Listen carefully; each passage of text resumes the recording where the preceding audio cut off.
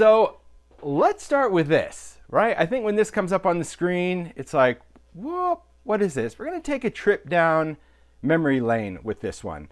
So if you look here and you see this stuff, some of you might remember this. This was actually a collection of dies called The Village. And this whole entire series, this was done circa 2015. So in 2015, I launched this die with Sizzix, and it became a series. And I want to do a shout out to my friend EL, who I worked with at Sizzix for years. EL is the one that I started with at Sizzix, who was really able to transform my ideas into dies. She's the one that really, I think, taught me everything I know about die cutting, to be honest, because I didn't understand dies. I didn't understand how to design dies. I knew absolutely nothing about it.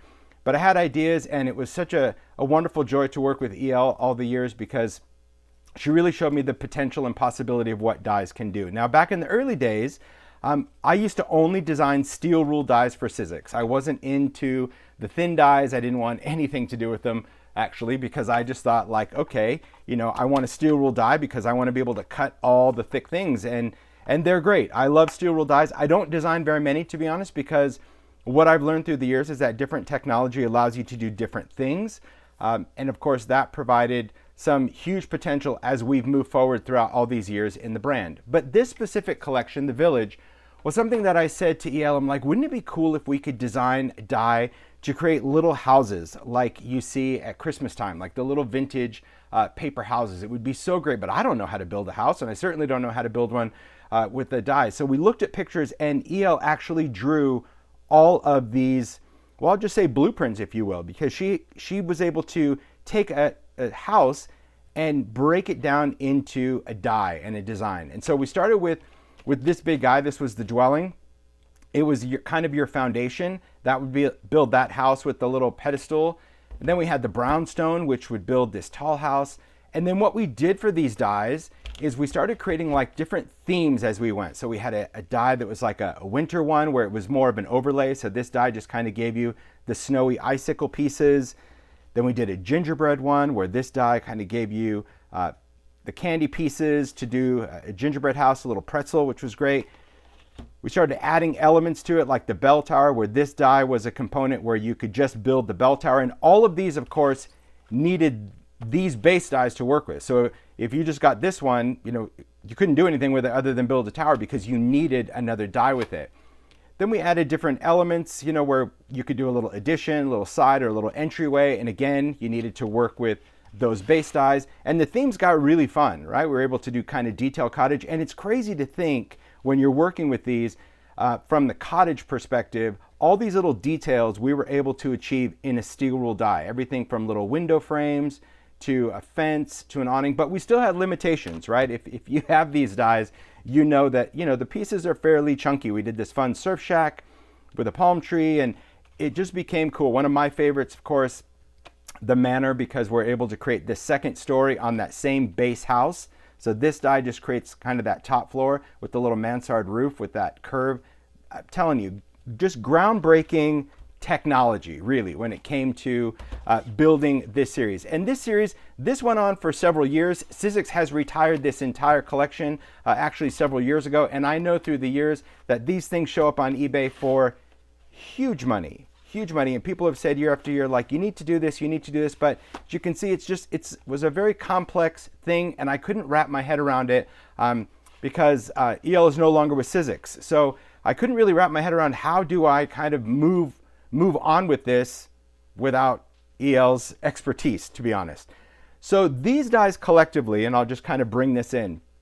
These dies collectively, if you were to buy this, because I think the final one we did for the Village series was like this little fixer-upper, which was a thinlet, when we started just adding little decorative elements.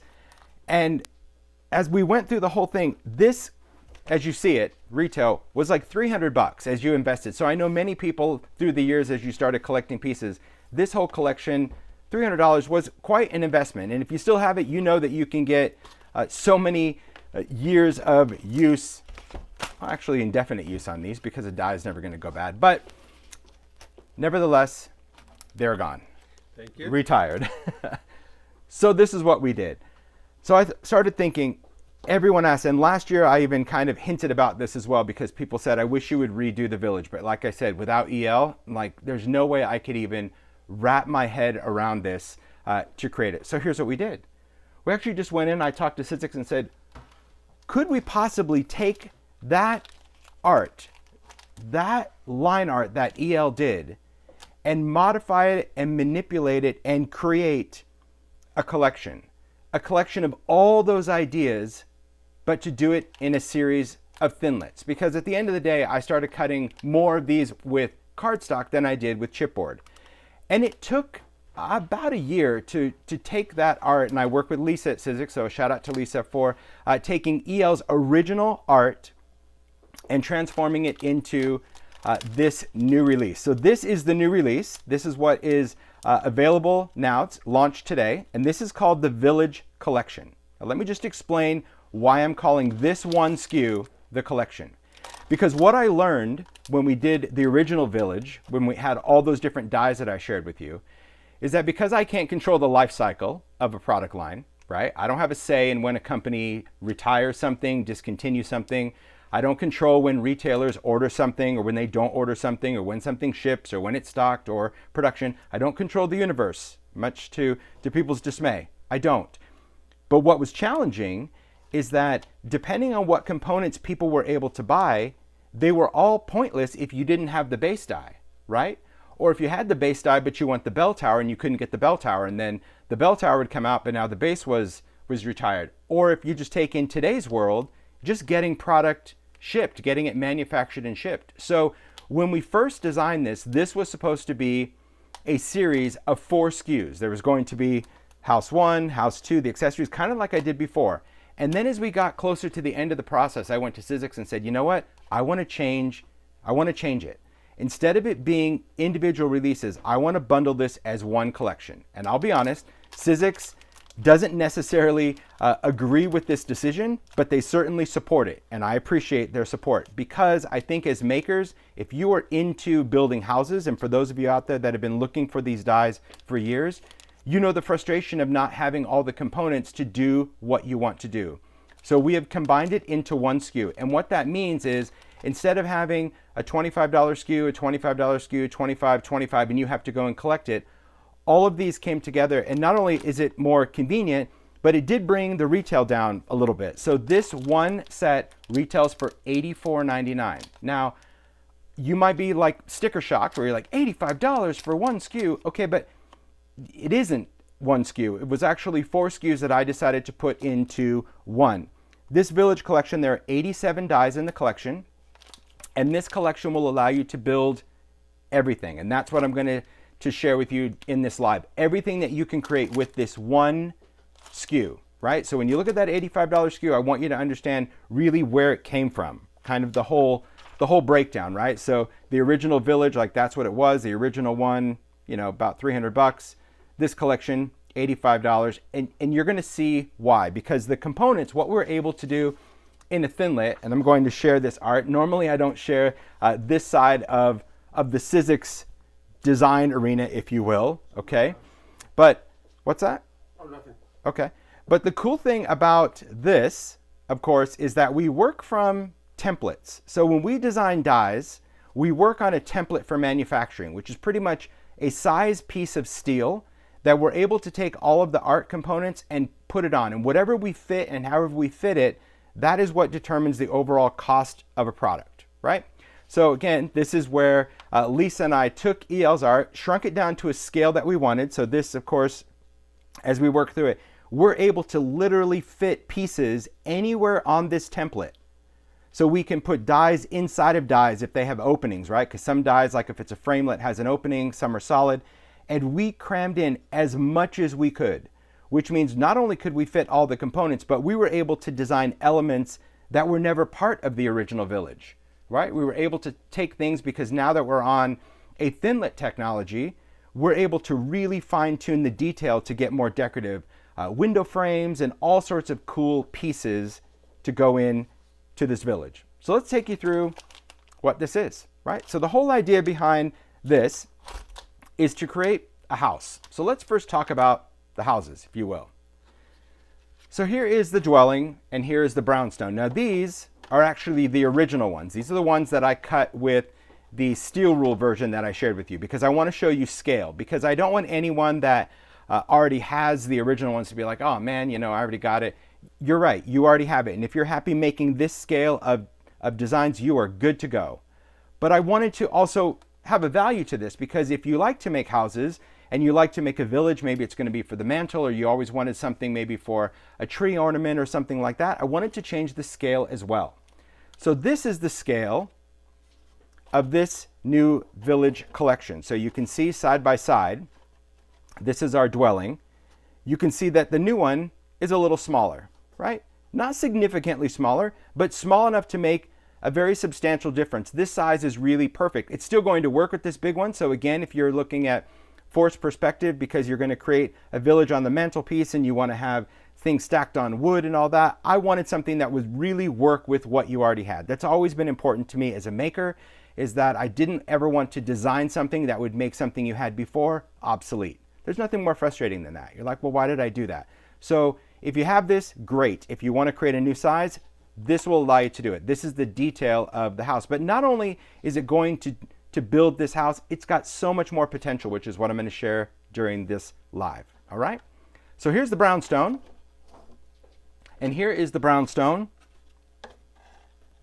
for the new collection. See that? See size difference? So you can see that both of these went a little bit smaller. Now from a scale perspective, completely different than the Paper Village, right? So the Paper Village, these guys, they're really, really small. So we'll kind of put that down there just so you can see. But you're also going to see in the makes, because Paula used this, that you could actually use these together. They work really well together in the same make, believe it or not. So it does give you some options. The other thing that I want to share with you is this will be the last village that I do. So I'm not going to redo this, right? This was just kind of a one shot where I said to Sizzix, I want to bring it back. I'm not saying that it's one and done at all, but I'm saying, like I said before, I can't control the life cycle of this, but I do know that at least as long as it lasts and as long as Sizzix makes it, it will be a single SKU. But I don't plan on creating any other houses, any other sizes. This is it. We've got Paper Village 1 and 2, and now we've got this village collection to build on. Okay? So let's get into really these guys and what is included in this collection, because you got to look and say, okay, I see this, I kind of see where you're going, but still, 85 bucks, what am I getting for this? Well, let's take you through. So you're getting the ability, I'll just keep this off to the side just so you can see, you're getting the ability, of course, to cut the house itself. Now, what we've done different on these houses is we have allowed you, the maker, to really choose what you want to create. One thing I learned when we were doing this Paper Village, and for those that have this Paper Village, you know the functionality where you're going to get the framelit, the shell of the building, but you get to actually customize the buildings by dropping in different windows, different doors, different size elements to really customize the building itself. That is a big difference, not just scale, but that's a big difference with this new collection. The original one, right, when we did this as a steel rule die, you can see that the windows, they were already predetermined. So when you cut this out, it's going to cut a window there whether you like it or not. It's going to cut this size window whether you like it or not. For this one, it was just going to be these windows and doors no matter what. You really didn't have the creative options because, again, I wasn't really thinking that technology. So when you cut this house, every single time it would be these windows, these doors, like that's it. But not with this one. This one really, you get to kind of mix it up. So what I'm going to do is just kind of show you what's in the pack. I'll open this up. So when you open the pack, you're going to see that it contains 2 envelopes and this taller die. Now this taller die doesn't really fit in the envelope, right? It needed to go in there though. One pack is going to have your framelit pieces, all the big pieces that cut the different buildings, rooftops, all of that. And then you have one with all the little bits. And there's going to be many, many ways that you can organize this. In fact, Zoe Hillman has a really cool way to organize this that she's going to share on her blog today after the live. So you definitely want to check it out because you'll want to get your pieces organized. It's no different than building anything. You need to get your tools, your components, and get organized.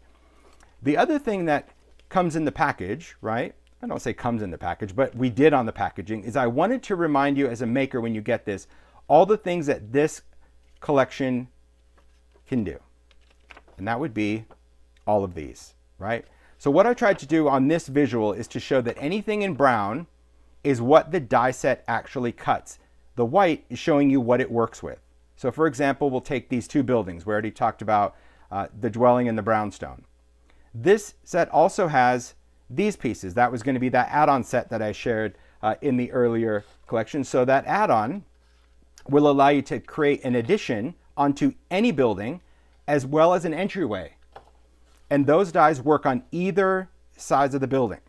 That's kind of the cool thing about this art, right? It's so interchangeable, so interchangeable. So the same die, right? It scales on that side of the house or the brownstone.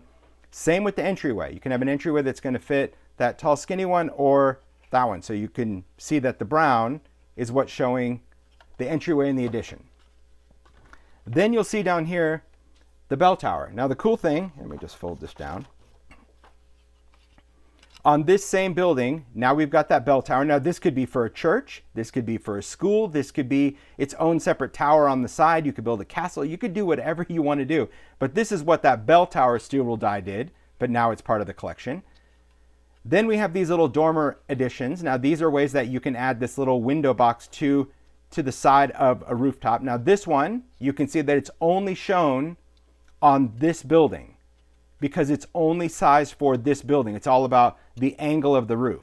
So does that mean you can't put it on the brownstone? You can try, but it's going to be really wonky and angled. So that's going to kind of give you a little visual of what it's designed for. Then we have that long awning. This was in the Surf Shack, but this is a very cool piece that you can do if you want to completely change the way the house looks. Now all these pieces of course don't go together. You could if you wanted to, but this is just showing you the visuals of what goes where. Look at those little paper awnings. How charming are those? So the little awning die already cuts. Everything cuts and has its crease rule in there. So it shows you how to fold, and I'm going to take you through that during this video as well. Show you some tips and tricks on doing some builds. Then of course we have the little shuttered windows with the little cuts in there that you can go in and notch it out. You can weave things out to give it texture. We've got window frames. Where do you get into the window frames? I'll show you that too. Unbelievable detail. But because of the different roof pitches that I talked about, there's also a die in there that's going to transform, that bell tower into fitting this roof. So we've got a whole different element that we can now change this. Of course, this has more of a church look. I love what we were able to do even with those window frames, right? You can see that we just added more detail. So thin. I mean, when you see the up close, you'll see how thin this really is. It's crazy the detail we're able to get.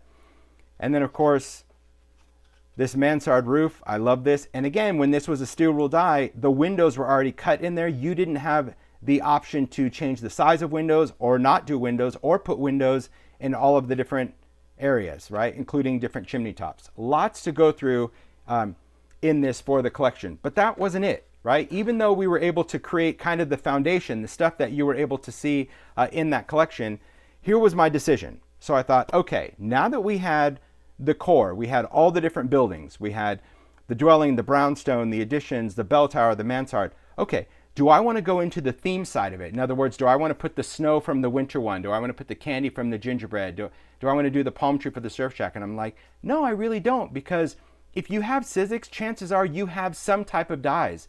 You might have Halloween haunts where now you have ghosts and skulls and stuff that you can decorate the house, or you have Christmas minis and you're going to have candy canes and wreaths and icicles. So I didn't want to make this new collection seasonal. Instead, I wanted to put the value in things that you could actually do to the house itself. So here's what I ended up going in. Whoops. Let me grab these. And adding to the collection. I added elements that you could use on the actual house as part of this collection. So first, this piece is just going to be your bell tower adapter. That's what that is. And there's going to be videos. There's going to be a lot of tutorials for actually the rest of the year. I plan on just doing some impromptu lives just to kind of break down different elements. And I'll talk about that a little bit later. We even included these rooftop shingles. This was a separate steel wool die all on its own, but we included it in this where you have a couple of different roof options where you have tiles or you have a little shake roof. There's the top that goes on the roof. But then we really started to go into the decorative bits, right? I love the whole idea that when we're creating this, let's do something different. Let's create something that we weren't capable of doing when this was a steel rule die.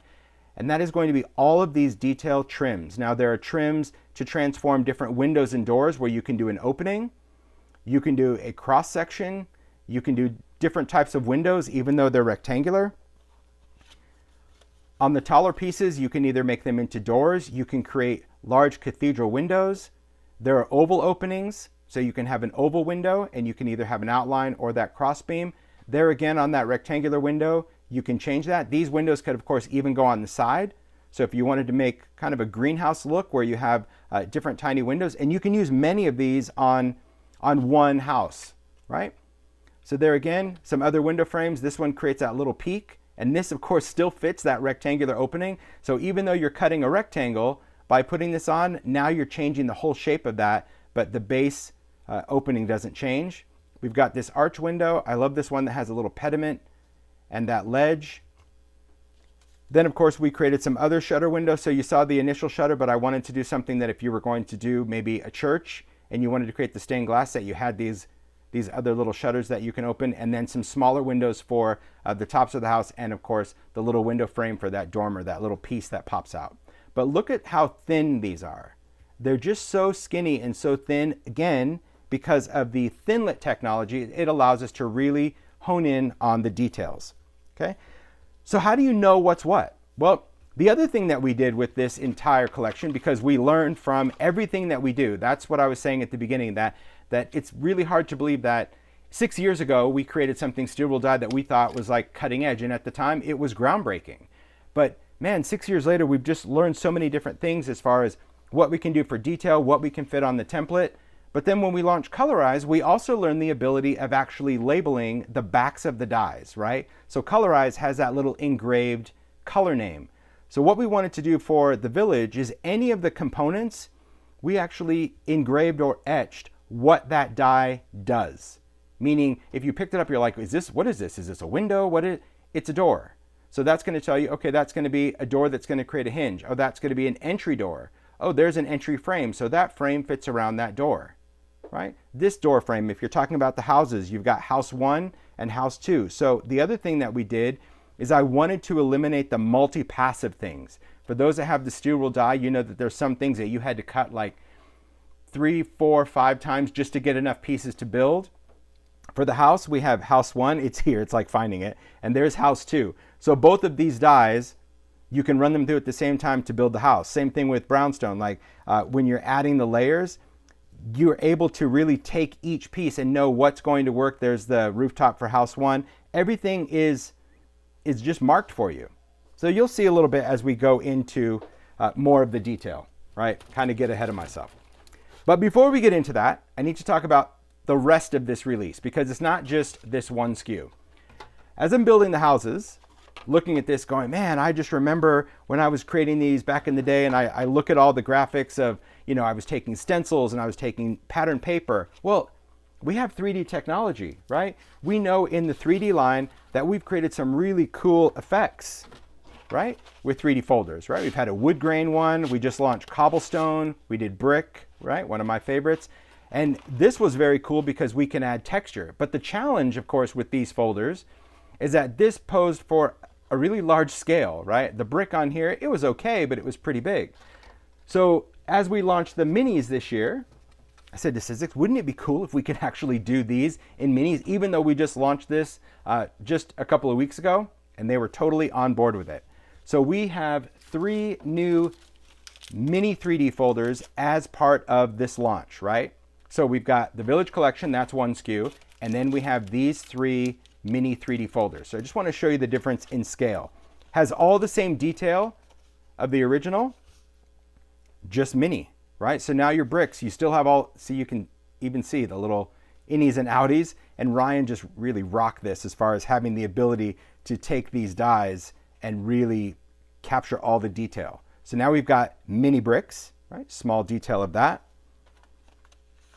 Cobblestone, same thing. Like, look how cool that is. Again, if you look at, I'm always so fascinated with 3D that we have the ability to have rocks that are textured and raised, some that are recessed. and none of that detail is lost in a Mini, but we get the smaller scale. So we're able to have smaller rock siding, and you'll see from the samples the importance of having things in scale. But then it came to lumber, and I said to them, would you be okay, instead of just shrinking it down like we've done everything else, can I be consistently inconsistent? Can I change it? Because if I was going to build a mini house, I don't necessarily want the wood running this way. I just don't. When I see siding on a house, or I live in a log home, I know that the wood is this way. But these pieces are too big. I'm like, but can we take this same art and just turn it, shrink it, and replicate it? And that is what we've done with the Mini, right? So if you look at that, it's going to be the same design. You can kind of see the knot holes and everything, it's there, but we shrunk it, and we actually created a repeating pattern with these really cool breaks in between. So that's the other thing I wanted to do. I wanted to exaggerate the break line, right? Can you see the difference in this? So your first lumber, it does have breaks. You can see the planks, but this one, I wanted it really exaggerated. And you'll see from the samples why I wanted to do that, because it does allow you just to emboss this, put it on the side of a house, and really create that very cool wood effect. Now, of course, if you're a card maker or just any other type of maker that loves texture, well, even if you're not building a house, these Minis are just, well, they're a must-have because they've got great detail, especially for your smaller die cuts. So if you wanted to create like a wood grain heart, right? You can have a die cut heart, and you can have this great texture to it, right? Or the rock, or of course, brick. Just love it. So a shout out to Sizzix for letting me do this, because really, guys, this was kind of an evolution release. That's why it's got its own release date, like today, because it really wasn't part of any other chapter per se. It was just something that I wanted to do it, and I said, we'll launch it when it's ready. And if it's ready in time for the holiday season, I would love that. And if not, well, we're going to wait, because I think all these components need to just come out at one time, especially the fact of bringing this in one SKU. And honestly, this was decided this year. Still, like, even, you know, as they were starting production, these were going to be 4 separate SKUs, and I'm like, oh my gosh, okay. So that's $100, still a great value because it's a third of the price. But then I thought, well, what's going to happen with all the shipping logistics that stores only get in the house, or maybe stores only get in the pack that only has the windows and doors? Well, if you don't have the house, what good are the windows and doors? So I really hope that that you guys are in agreement with this process. I know I'm not going to make everyone happy. I get that. I know that some people are like, you know, I would have much rather been able to, you know, afford $25 at a time and build up. But to me, it just made more sense this way, and it still saved you some money, because $85 instead of $100, you're getting a deal, and you're getting it just at one time. So I'm going to stick with that decision. I'm going to support that decision. You know, I take the good with the bad, but if anyone is in disagreement, well, that's okay. All right, you do you, I do me, and I really hope that you'll see that, because I feel as a maker, if you're gonna make, you wanna make houses, you want all the pieces. You don't wanna say, oh man, I wish I had that window, or I saw this thing online and I want this. So let's talk about when we're building this. There's a lot of different ways that we can create and build. So for the dies themselves, and I haven't organized my dies, I've been having fun with them, but I'll just show you. When it comes to the dies, there are a lot of pieces, right? 87 pieces in here, okay? But what you need to understand, right, so like the door window, okay? What you need to understand is that these pieces really have a lot of technology in them. They're gonna have areas that are going to provide cuts. That's gonna be the raised part. There's gonna be all of this crease rule, meaning because we need to build and fold, that we're gonna have elements that we definitely need to crease, whether it's going to be a roof, whether it's going to be the porch, whether we have different elements like shutters, that's going to have a hinged element as well, whether we're going to have a chimney, that's going to have that element also with the crease rule. So all of these pieces, all of these components, anything that's going to have a cut is going to have a blade. Anything that's going to need folded also has the crease rule in it. Now all of these little pieces, those are going to be your doors, your windows, your frames. There's a little awning that I was talking about. Everything is in there. It's going to tell you awning. Now, if a die is really, really tiny, okay, like this, it's not going to say what it is. It's just going to have the item number, because you're going to essentially know what that is. That's just going to be a window. So we didn't label all the tiny little things like if it was a window or a circle, because we just figured, well, once you have them sorted, you're going to know that all of these individual little pieces are going to be windows. It was just the big components where you're like, what is this? Oh, okay, that's going to be the awning for that. Or what is this? Okay, that's going to be the top of the bell tower. Now your big pieces, and you'll be able to organize what's going to work for you. But your big pieces you're going to see are all designed as a framelit. This was really exciting for me because what we learned in Paper Village is that by having this opening, you can now take all of these little elements and build your own thing. And when you're building it, you get to build it at one time. So for example, this is the die for the brownstone, right? This is what we refer to as house 2. Can you see that? Now, anybody that has Sizzix, you kind of know that. Sharon says lots of little pieces to lose. Not if you're organized, Sharon. Not if you're organized. If you organize these and you put them on magnet sheets, that's the thing. I highly recommend that. And really, Zoe has a great system for this. I just like to use magnet sheets that you can buy at the hardware store. I recommend doing that because you're absolutely right though, Sharon. I did lose one of the windows when I was building this. And that's because it actually stuck to the underside of a piece of double stick tape. So magnet sheets are your friend for this, or any kind of storage system for your dies. Really, really important, okay? So let's talk about the house. If you are a Sizzix maker, you know that usually when you buy a die, if it's the same shape, you cut it out twice, right? Because that's just going to save it. For this, even though it's the same piece, I wanted to put both of them in there because now you can run this through and cut all the components of a house in one pass, right? You can put all your pieces down. And here's how we do it, okay? The other thing I did, let me just show you that real quick. We'll take the mansard roof, right? Usually same thing on that. You'd have to cut it twice. We gave you all 4, I don't know where the other one is. It's probably buried in another bag somewhere. We gave you, there it is, right there. All 4 pieces of the roof, even though they're the same, because you need 4 pieces to create this. So maybe you want this one to have a window, but maybe this one not. Or maybe you want this, or maybe you want a window in each one. You can do that. The bell tower, right? Check out the bell tower. Now there's 2 different bell towers in there, again, because you have a different pitch of the roof. Can you see that? So they look the same, but they're different because one is going to be angled for, let me get you this one, and one is going to need a taller pitch for this one. So it's all about details when it comes to this. And well, if you're like, well, wait a minute, how am I going to know? How am I going to know? Because it'll say house 2 tower. So you know that's the one that's going to go on house 2, which we know is this one. Really helps you as a maker. I tried my best to really kind of go with all of these elements, right? So there was a question, do all the dies fit in the Sidekick? The dies that fit in the Sidekick are the dies that fit in the Sidekick. So I would say the detailed ones, yes, they fit in the Sidekick. These would not fit in the Sidekick. They're too wide.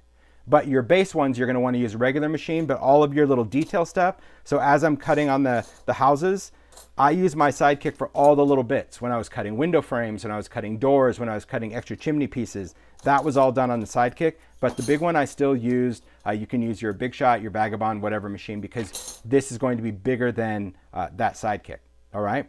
So when you're working with this, if you wanted to add your windows to that bell tower, you can drop them in. If you wanted this to just be a column, maybe you want this a column on a house and not have any openings, you don't need to. You can just cut it as that and it would be a solid. And the beauty of this, of course, is that, and I'll show you as we build, you really get that choice to make those decisions with each pass. That to me is super cool. So how do you kind of figure this out? Well, I will tell you this. If you're going to build a house, you're building a house. Keep that in mind. There's some type of maker mentality that people want to be finished making before they even start, right? They're like, that's so much work. It's like, well, we're making, and that's kind of the thing. That would be like wanting to cook a meal and you love to cook, but you really don't want to cook it. You just want to take it out of the bag and eat it. It doesn't work that way. If you really enjoy the make, then this is for you. This is something that you want to give yourself that playtime, that creative time to just go in and do your thing and enjoy the process. And I'll take you through, because I've not built a house before, but it definitely makes sense that when you're creating this, you have to kind of think like that. You have to think in components, in steps, and in phases as we go through. All right, so here we go.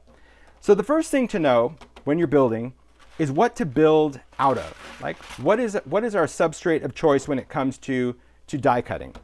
You do what's going to work for you. There's many different things. I'm not going to tell you there's one thing that's going to work.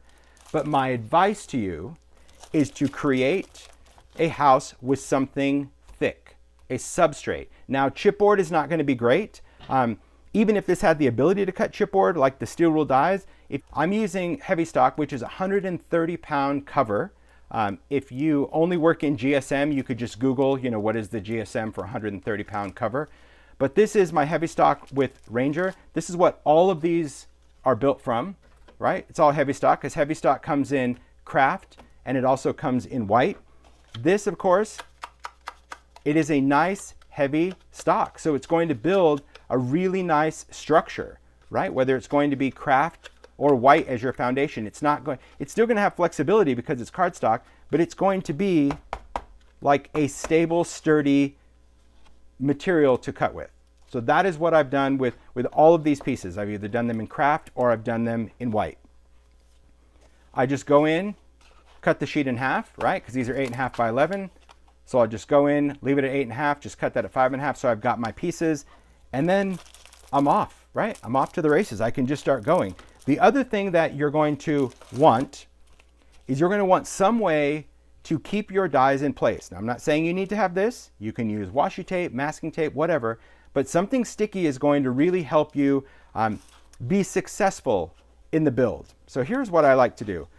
I like to work with sticky grid. So now my sticky grid, I used to do just mini sticky grids for the Sidekick, and now I have the regulation size. I think this came out during the Halloween release in August. So now we've got full-size sticky grid for your standard cutting pads. And what it is, it's a low-tack adhesive that's double-sided. So think of it as like just a double-sided kind of low-tack repositionable adhesive. And you're going to take out a sheet. It's got protective layer. You're going to peel it off, stick it onto a cutting pad, preferably a clean one, right? So you can see here, this was a new cutting pad. Then you've got one that you're going to cut into. Because if you stick it onto a clean cutting pad, it's just going to last you way longer than if you try to put it onto a cut one. All right? So next what you're going to do is you're going to take this and you're going to utilize the grid to your advantage. That's the whole thing. Use it to your advantage. So for this, we've got our places where we can actually stick our die down onto the sticky grid. And now we can go in and add our pieces. So I'm just going to disassemble this a little bit. Let me find my die pick. Normally rolls away. I prefer using a die pick, some type of craft pick, do something. Someone just said, are these available? These are available worldwide. Anytime I do a release, it's worldwide, not just US. So yes, they're available in the UK, absolutely. So when you're working with these, my advice, get a die pick. If you don't have a die pick, you can use a craft pick. I've said this many, many times. It's really important that when you're using a pick, you want something, if you're going to work with your dies, that it's made out of tempered steel. If you try to use a craft pick that's just like a pokey tool, and you use a craft pick in this prying, you're going to start bending your craft pick. I'll show you, actually, because we have one. Mario and I kind of call it the little sacrificial pick, my tonic pick, right? This is a great craft pick, but I used to use it to like dig dies out of, out of it, steel rule die, or use it to poke things out of a thin nip. But look what happened to the tip. Can you guys see that? It's a little bit like a little fish hook now. So it's got that little bend in there. Well, that's what's going to happen if you use it that way. This is great as a pokey tool, but this, because it's steel, is designed for a prying motion. And I use this, so if I ever need to lift up a die, I'm going to go under it, because if you take your fingernail, this is going to shove some steel up your fingernail, and it's not really comfortable. What's up? So apparently there's sound issues, but I don't believe it's on our end. So whoever's having sound issues, if you log out and log back in, or try refreshing. There you go. Okay. Perfect. Thanks. Okay. So when you're working with these dies, you first want to start out with your foundation. So I'm going to remove these. Just going to use my die pick, lift these off. Okay. And you're going to want to stick these down. Now, when you place these down to your sticky grid, my advice is to go in and line up your die with a line on your sticky grid. If you have a peak in your roof, right, that you want to put something, so maybe it's going to be the side or the center, because they won't both line up, but you can decide, okay, I know that this is going to be my front door, so I don't really care, but I'm going to want to put my windows and make them centered. You're going to position your die to where you're using the grid to line up. That's the purpose of sticky grid. And this is sticky, right? Okay? Once you stick these down, we want to stick these down blade side up. That's why once you have a clean cutting pad, you're not actually cutting into this one. This is just your foundation. You're cutting into your top cutting pad. Once these are positioned, this of course is going to be house one, so I get to do the front and the back. These of course are different dies because we have that front door area. But next you're going to start building and decide, okay, what do I want to do? What do I want to do for a doorway? Now you have some options. If you want to just go rogue and you want to just put a door wherever you want, or you want to put windows, you can. But we did include in this set, let me just try to go back and grab this, just so you can see if I can find them. Oh, it's like kind of Where's Waldo kind of thing. You'll see some dies that say doorway. There's a couple of them. There's one, there's the other. And that's not to scale. You can see that's actually the size of the die. So the template we used was much bigger than a sheet of paper, just so you guys get it. But I shrunk it down so you can see all the pieces. It's actually quite a big piece of steel. But what I wanted to do for the doorway is that I knew that for most houses, you're going to want to put a doorway. And so instead of every time having to stick a door and putting two windows, we created this piece that you can drop it and you would always have windows that centered your door. The other thing you'll notice on this die is it's got a cut and then a score. This way you actually can create a hinged door, right? So on your make when you cut it, you'll have this hinged door piece. If you don't care about that, you can just use a doorway and it will cut an opening. No problem, okay? But the benefit, of course, is that you can decide where you want to put the doorway. So you can put it on this side here, or you can put it on the other side. It doesn't fit in the skinny part, but if you did the brownstone, you could fit the brownstone on the side. So you could still put that door into the side of the die if you wanted to. But the idea behind this, of course, is to then take your die. I'll try to hold this up. Normally I work on the table. And we're going to set this against that edge. So you don't want to put it on top. Never stack your dies. If you stack your dies, they're going to bend when you put them in the machine. So instead, using the sticky grid, you'll see that it just kind of rests right against that metal, and then you just set it down. Now you can decide where you want to center this. So don't be fooled by the space left to right. Just look at that top center and say, okay, I want to scoot this over. This is where the die pick comes in handy, because it allows you just to kind of nudge that just a little bit and actually slide it across the sticky grid. Once you're happy, push that down, okay? Let's say we're going to do a window. Now the windows are going to be the hardest thing to kind of get used to. You'll figure it out very quickly. And that's why organizing this is really important, because every window has frames. So let's just take this little circle. I knew that if I put these away, I was going to dump them out again. Mario and I were laughing as I was making it. It's like, you put them in, you dump it out. Put it in, dump it out. This one, where you're like, ooh, cool, that's the window die. Nope, look at what it's cutting. This is actually cutting the frame. So if you use this, it's going to just cut out a circle. It's going to drop it out. What we want for the windows are just the pie pieces. Can you see the difference? All right, so that's the window trim. What you're going to do for the window is you're going to decide where you want to put this. And this is where sticky grid really comes in handy. I can use that grid to not only center it horizontal, but also vertically. I can just place that down. Of course, normally my face would be about an inch away from the work surface because that's how I roll. But I'll do it from here. There we go. Just use my die pick to adjust, and see that? I just kind of use the little cross lines. It's a little wonky. The pick is super helpful. And there we go, okay? Same thing on the back. Any windows, you can position those. If you don't want the windows like that, okay, no problem. Maybe I want my windows to go sideways, right? You do you. Maybe I want to do a window block, right? Maybe I want to take both of these windows because you do get multiples of the windows, right? So it's not just one at a time, you get multiples.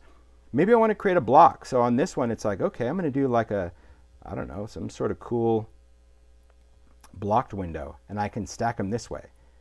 Look at that. That's the cool thing. It's really the creative potential for you. You can make so many different style houses. That's why I did that blueprint for the graphic. It's because you really are. You're creating that blueprint for your own house when it comes to working with this, okay? Once you position this and you have all of your stuff and you're ready to cut, you're simply going to take your paper. Now you can have other elements on here. So if you already know, okay, I want to cut, I don't know, maybe you're going to cut some shingles, or you're going to say, oh, I want to cut a chimney out of that. You can still utilize whatever is on here, right? So this open area, so this, for example, is a chimney die. Let me just pop that up. I know that because it says chimney. You can fit it in. As long as nothing is stacking, you can still stick everything else down around here, as long as it's on the outside of your house, and it will cut separate pieces, so you're not wasting your surface, right? Then what you're going to do is place this down. Now here's my other advice. When you're positioning dies on sticky grid, I understand that paper is a commodity. I get that. But if you fill so much that you don't have any sticky left over, this is only going to float across your dies. So you still want to leave some sticky at least on both ends where you can place down the paper so it's covering the dies, right? Tap it down there, tap it down there. So your paper is now stuck. Because have you ever done that where you put your paper down and you go through the machine, and then as the machine grabs it, it just kind of like shifts your paper and you're like, oh, yeah? That's the importance of that. So we place the paper. If it was printed, you're going to do print side down, and you're going to run it through, and it's going to cut out your pieces, right? It's just going to do all of your cuts. It's going to do any score that you're going to do. Everything is just done. It kind of comes out that way. And you could do really whatever papers. You could do watercolor paper. You could do collage. You could do anything you want. And you would cut out your pieces, right?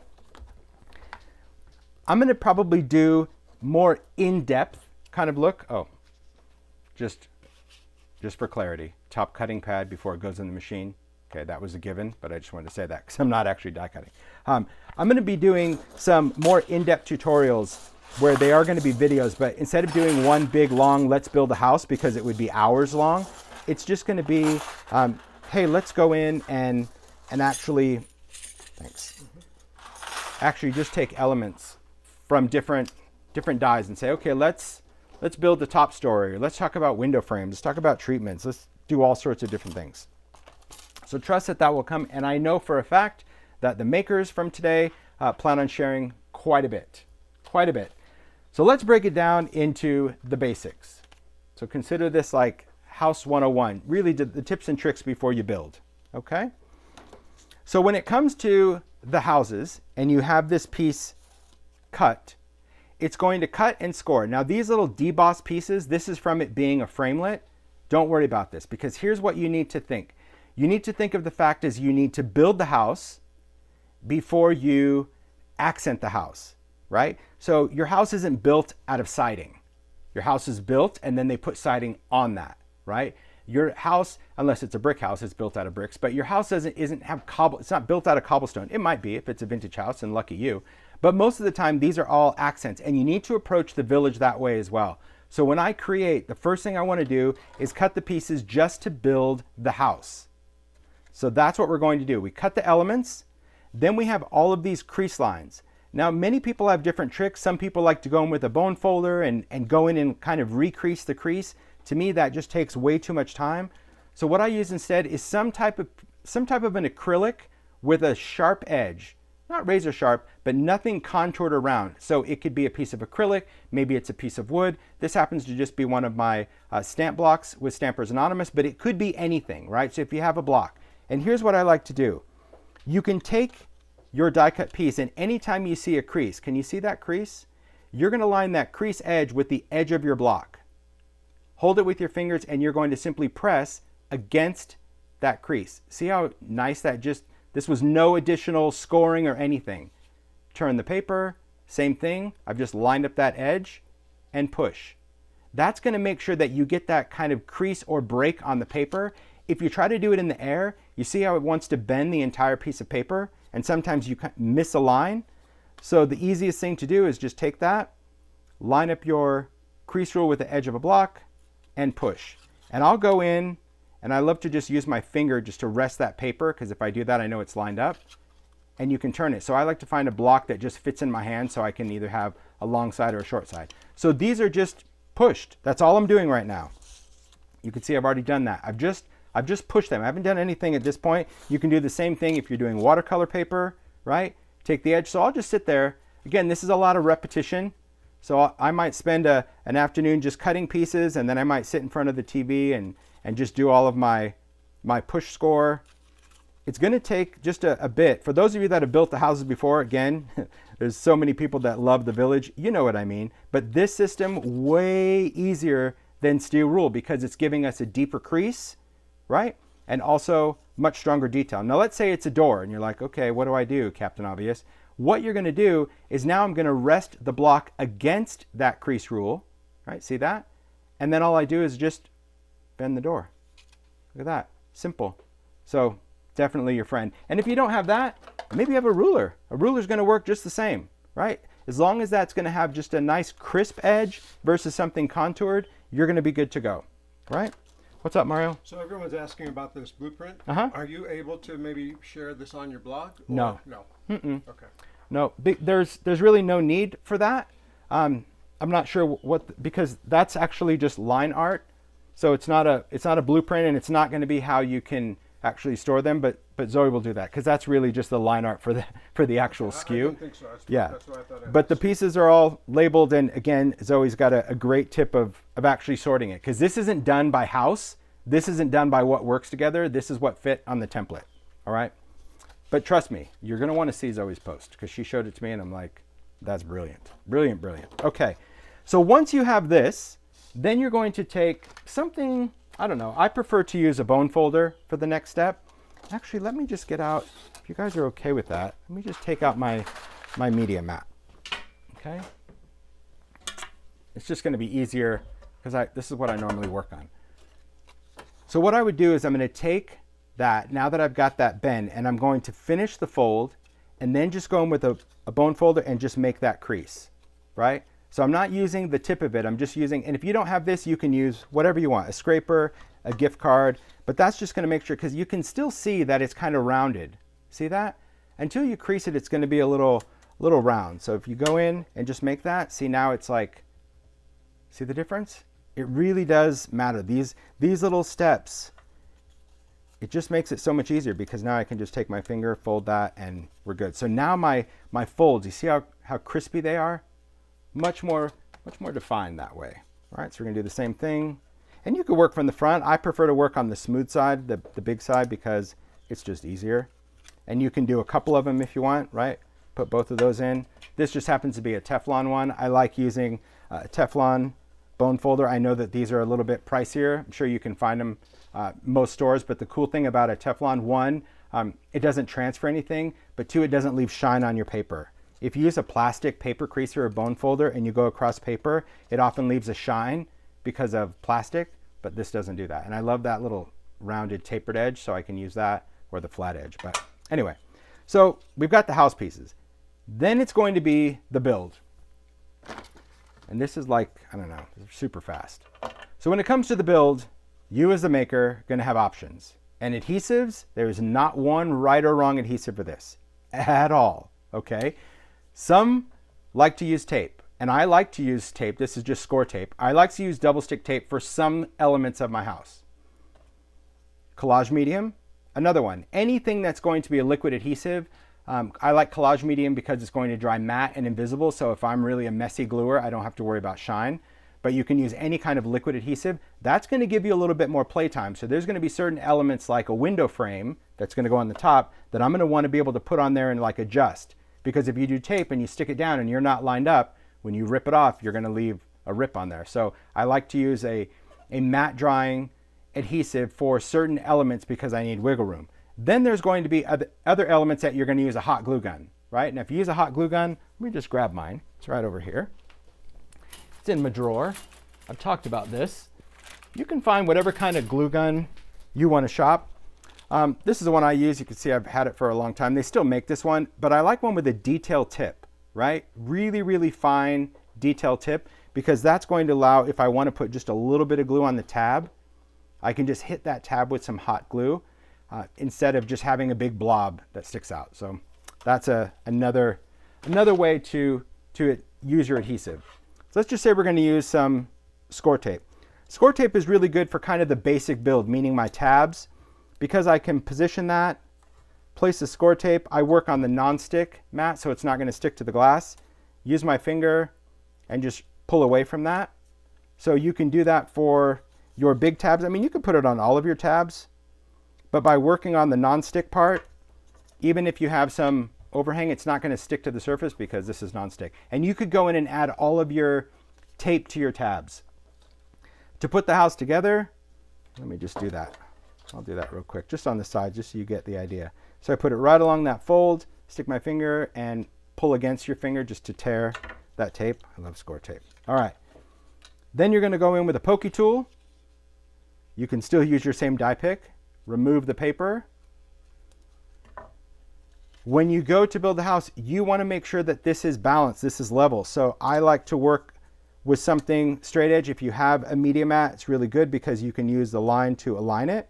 Okay. If you don't, you can still do this mid-air, but you want to make sure that this is going to be flush on the bottom, right? Once you're done with that, give it a good squeeze. That's our fold. We'll take the other one. And again, there'll be much more in depth where we will do something start to finish, but I'm not going to do that for the live. I'm just showing you that it really is quite easy. So let's talk about this.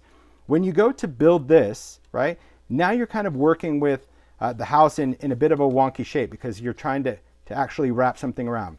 Same rules apply. So if you can use your finger as balance, just to make sure your pieces are lined up. There we go. Can you see that? Then once you feel that it's lined up, you can stick that down. And then I like to take the house and you're just going to fold it flat.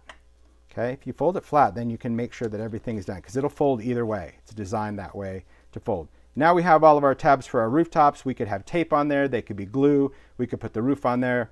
Really, really simple to build. That's the best part of tape. But once I do tape, tape is not going to be the be all end all, right? Some people just think that tape is going to just hold on forever. It isn't. Tape is very, well, it's climate sensitive. If it's humid, it tends to pop open, that sort of thing. I don't really like to do that. I like to use tape first, but then when I'm finished taping, I will go into the inside, because you can see inside where your seams are, and then I will go in with my glue gun and I will squirt a little bit of glue right along that seam, because the hot glue is just going to make sure that that doesn't pop off. It's just a little tip if you're building houses. If you don't have any issues with those kind of exploding apart, no problem. If you don't want to go in with a glue gun, maybe you have a paintbrush and some gel medium, anything, just kind of give a little reinforcement to those corners, and that's just going to ensure that if the tape becomes too damp from moisture or dried out over the years, if you live in a dry climate, your house is not going to pop open. Again, just a little tip, okay? Once you build the house and you have your house built and you're like, okay, I've got my house ready, it's done, right? I would normally build an entire house like this, just totally, completely plain, done deal. Then I'm going to add the siding. And the siding is where you would go in and cut the same elements. So that's my other tip to you. If you're using your sticky grid and you're doing your build, I would cut one pass in my structure. And when I take the stuff off, I would remove my paper. Try to keep everything on here. That's where the die pick comes in handy. I like to poke the paper on the tabs because I can actually poke into the paper and lift the paper off of the sticky grid, right? Then I would take my white paper, my embellishment paper, whether that's watercolor paper, it could be any kind of paper for your top layer, any kind of paper. And now when I place it down, my templates are going to match up. Because if you're adding siding, you want to make sure that your windows are in the same spot, doors are in the same spot. So that's why I use the sticky grid. One pass is going to be for the building. I use the same template, the same lineup. One pass is going to be for my accent paper. Because here's what you need to know. When you do your accent paper, you need to cut out your pieces first. So you need to cut out, whether, again, watercolor paper, white heavy stock, cut that out. Then because this is going to be the siding, I don't need these tabs. So I'm going to go in with scissors and cut them. Mario, can you grab my scissors? They're in the top right. Grab the detail pair, please. Sure. The one without the sheath. The haberdashery ones. Yeah, those. Thanks. You can use whatever scissors you want. I'm just going to go with, I like to use my haberdashery scissors for these. These are from Tonic. These are just like a razor sharp. These are really for fabric and thread, but they're super sharp, and it allows me, you can see kind of that clear line. Let me just get the light to cooperate. I can see it, but I don't know if you guys can. You can see the crease rule. You see the crease rule that's there? I'm just going to take my scissor right along that crease rule and make one cut. and I'm cutting off the tabs. So after I die cut the white layer, I just go with my scissors and I cut the tabs. And I'm just following the angle of the die. And that's why I like these guys. These are super, super sharp. So even here, I'm changing it. Because you don't want to cut this way. Just turn it. Just make sure your fingers aren't in the way. And you're going to cut this. If you have a little overhang right there, see that little overhang? Trim that. Get as close as you can. Normally I would be closer with my eyeballs, so I'd be a better cut the first time. And we cut off all of the tabs that we don't want. If you don't want the door, cut off the door. Now you can use scissors or you can go in with a craft knife and do that. So what we're going to have are essentially just a bunch of siding panels. So we built a house, now we have a siding panel, right? Yeah, the other thing about haberdashery scissors, they come in two sizes, but see, there's no serrated edge.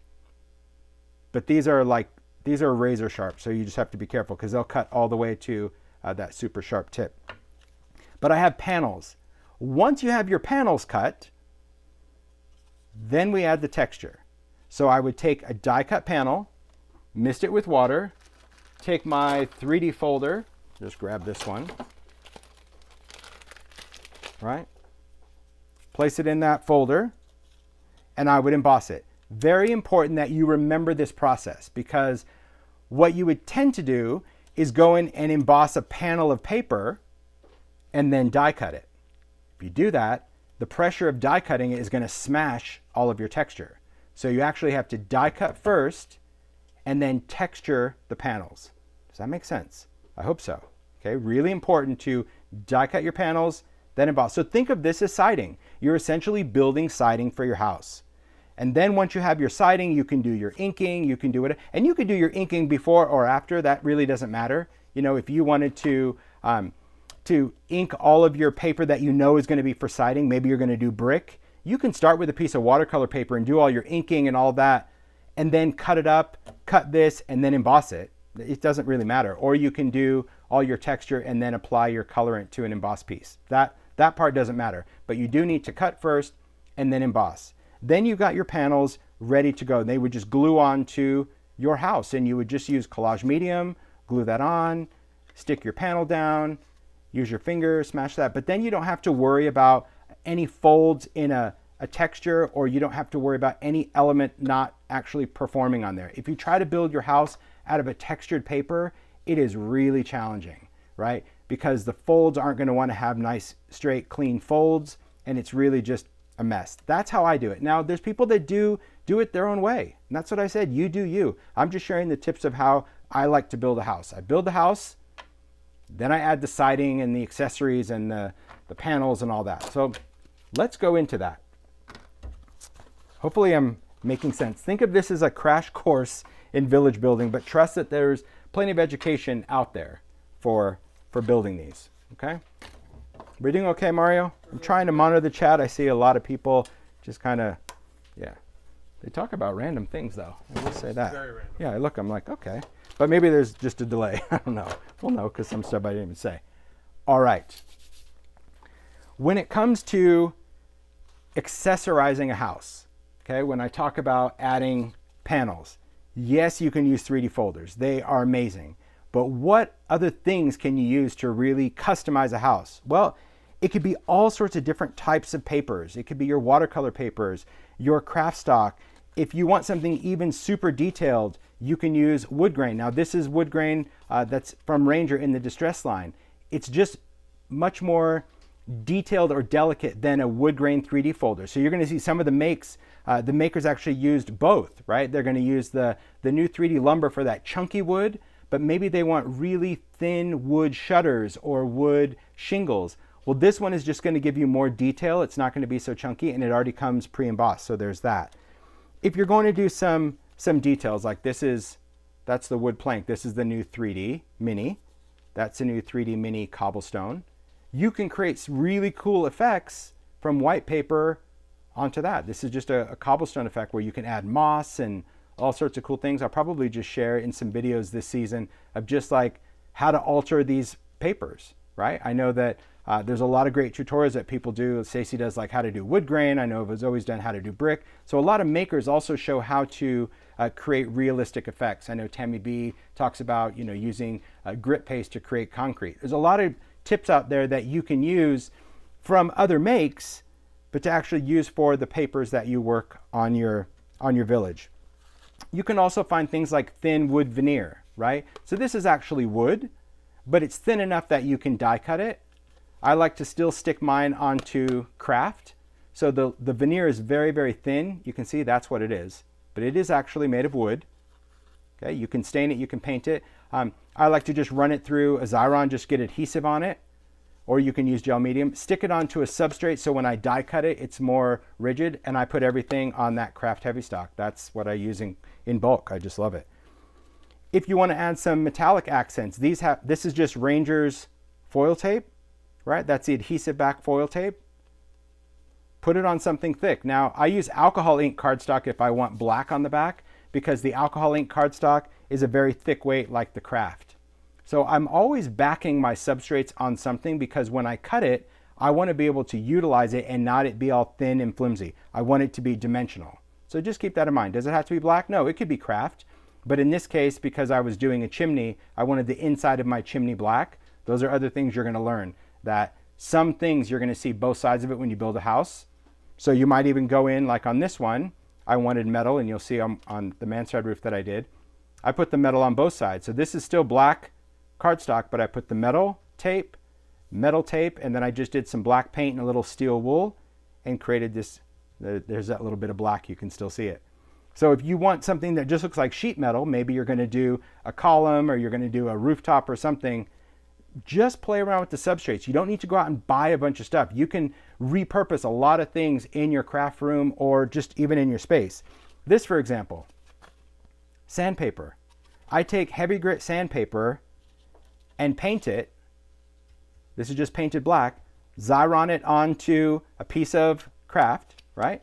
So see how thick this is compared to this, right? Because this isn't thick at all. Paint it, used a little distressed crayon, and now I have shingles for the roof, right? I can use my die cut, and now I actually have textured shingles all done out of sandpaper. So there's so many different textures that you can do, but my advice is to always put that texture onto something solid when you die cut it, because otherwise when you go to add it to your house, it's just going to be too flimsy. You're not going to be able to shape it, mold it, do all of those. Amy asked, would grit paste work? Yes, you're going to see some really cool effects with grit paste and crackle. All of the effects that you use, there's no reason it wouldn't work on this. We're building a house out of paper. So all of those things, that's the beauty of this. All the things that we have, you can create some textures. And these are just some ideas of what we can do with all of those components. Now let's see those components brought to life, because that you guys, that's the magic of the make, okay? When you build the house, you really get to customize the look and feel. And the makers, man, this was definitely a much smaller group of makers because the dies were very limited. And so their assignment was to create a themed make. Just one themed make, because I wanted to see what would people do. Doesn't sandpaper, doesn't or it does not dull the blade? No, it does not dull the blade. So that was I thought that too, but it really didn't. Because Mario cut a bunch of shingles, didn't you? Yeah, they totally worked fine. Yeah, absolutely. Okay, so let's get into it. Thanks for bringing these in, Mario. You're welcome. I've got them all set up over here, guys. I'm gonna try to bring in one at a time. They're very detailed. If you have specifics on this, I really encourage you to follow the makers. There'll be a blog post followed up from this live to show you who made what, have links to them as always. And I put the maker's link in the chat a few times. So Thank you. Mario put the maker's link, so definitely check this out. Oh, I appreciate the kind word. Thanks, Zoe. Thanks. Yeah, I mean, just giving you kind of a startup of how to do it. Again, you have to really build one to truly get it. That's all I can say. So this is Stacy's. Stacy's take on the village. And again, the makers had an assignment to just create one themed thing, whatever they wanted, using whatever components, whatever building, whatever story. And this is what you're going to see about this particular live, right? This is about that maker creating a story for their building, their village. So this is a repurposed cigar box. I love the detail of this, where it's got fabric and quilting. Stacy does a lot of just beautiful shabby. I mean, look, she even did like a little pocket for her tiny lights, right? That's just, it's very cool for this particular release, because it wasn't about ideology or ranger or doing cards. This was like use whatever you want, but make a house or a building to go in it. All right, so first let's light it up. So she's got the lights just glowing behind the moon. Absolutely love. I love the details of all the buttons. You can see there's a little story, and I think these are done with the ideology clipping stickers. It just says, a little cottage lit by the moon, the light of hope draw near to me. The beautiful stars of the sky remind me of the happiness where only the imagination can go. That's what this whole little thing says all the way around. Can you guys see that? How freaking charming is that? And that's the thing about this village collection. It's about letting your imagination take you to a place where you want to be or live. You ever see the little houses? Take a look at how charming the little cottage she did is. So you can see that there's the wood. Nice little shabby wooden cottage. So charming. You can see the little shake roof. See the detail of those dies? So the other thing that we did in these dies, this is going to be great. I love to be able to kind of bring stuff in to even remind of other details that we did. So for not only the shake roof, but also the tile, because you're going to need to cut this several times, you'll notice that these alternate in design. So when you're doing this, if you cut them, you can just put them on as wonky as you want. And because it's not the exact same design repetition, it's just repeated twice, you're going to get that random shake tile roof, right? Just because they're different designs. So I love seeing that. Love just the trail of the moss. There's a little chimney box, and you can see there's that cobblestone. I love just seeing the different windows, right? So this one, she has the 4 windows. There's a little side windows with the divide. So much detail, right? I love the big stick that goes up into that make. There's a tree right there. I love that. I love the fabric along the bottom too. Can you guys see that? There we go. I was going to say, this is kind of blocking the light. That's a better view of the detail. See that denim at the bottom? So cool to repurpose all sorts of little elements. I love these little, they look little mushroomy things. These aren't ideology mushrooms. These are tiny, right? Because you have to start looking at little tiny elements. It's fun to look around and look for little mini details. That's a good stick. Very good. That's kind of the stick that I needed. I love that. Love how nuggety, right? But you can see, so this creates a nightlight, and you'll notice that some makers lit up the actual house itself, right? Put tiny lights in there, lit up the building, lit up the windows. Some didn't do any lights, and for example, on this one, Stacy just did the moon glowing, so it still creates a beautiful night light. It just kind of casts the light down in the darkness. Isn't that beautiful? So much detail. Love the look of that little cottage. Charming, charming make. But like I said, your make is limited to your imagination.